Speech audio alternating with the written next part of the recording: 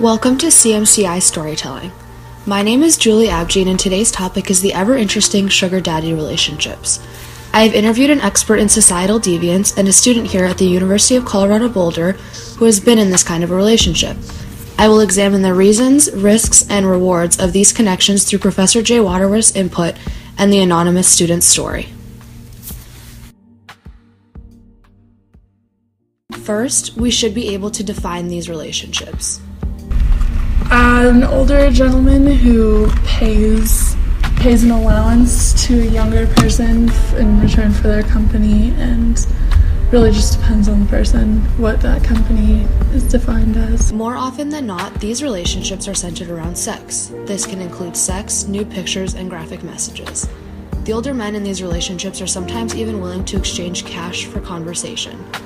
Two different instances. One where I was emailing a guy off the website, and I think he paid me $75 just for talking to him, really, which was pretty dope. And then another guy I think paid me $30 for a couple pictures. Although sex is generally implicit, the real point is for companionship and connection. Jay and our peer, as we'll call her, share a similar view of why women might want to be in these relationships. I think that there are some women who have the kind of attitude that they can participate in these kinds of activities and have it be a perfectly plausible, healthy relationship.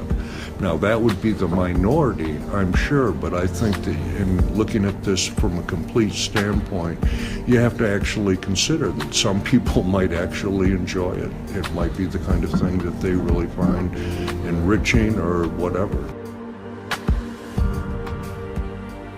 Our peer agrees and genuinely thinks it can benefit you if you have the right mindset.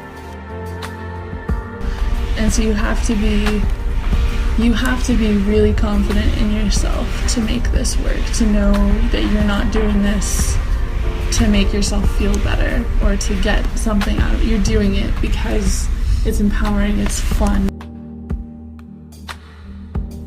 On a darker side of things are the risks of these relationships. It's not guaranteed to know these men enough to trust them. Obviously, there would be physical problems that might potentially happen, sexually transmitted diseases, but more importantly, there might be long-term psychological effects. When one trades sex for anything, one is making a kind of commitment that will stay with them because it is something that is history. It's happened, so you can't do anything about it. And although somebody might be able to cope with it in the present, it might be something in the long term that comes back to haunt them. It can also have the effect of maybe screwing up their ability to have good relationships, sexual or relationships with other people, because that might kind of flavor the future relationships that people have, and it might give people an inability to actually have a positive relationship with another person.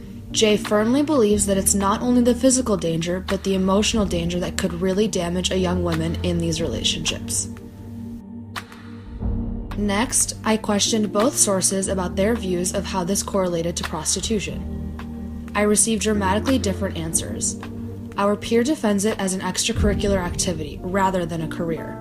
I don't think so, because I think it's not so much that I need it as a living, it's like a hobby, I guess. And I think it definitely is very close to prostitution, and I think some people would say it is, but I don't see it that way as much. I see it just as a different kind of relationship. Expert Jay, on the other hand, strongly sees the correlation between these relationships and prostitution. He mentions a 100% match between the two activities. Lastly, I want to identify the benefits of these relationships. Sugar daddies often act as mentors and even claim to want to be them in their profiles online. Older men who have been financially successful in their fields of business could absolutely serve as role models to young women who want to pursue the same things. In addition, Jay mentions things like sexual freedom and the ability to explore your sexuality. Our peer agrees with this view and finds it one of her main driving points. Benefits to me were I I've always been a fan of older guys, so it was kind of like getting to be with older men and also getting something for it just because they want to give it as well. Most importantly, however, is the financial side. I think that there are financial reasons that probably be the primary ones. I think that also that some people are into experimentation or finding out about their own sexuality. It might be an adventure for some people, but I think that the primary reason would be financial. I'd say that 0.8. Our peer agrees, making note of some of the offers she's received for her time. There's this guy, the married guy that I was talking to for a bit. It was like $1,200 a month for 2 to 4 meetings a month, and I was like, I could absolutely use that money. Like, it'd be amazing.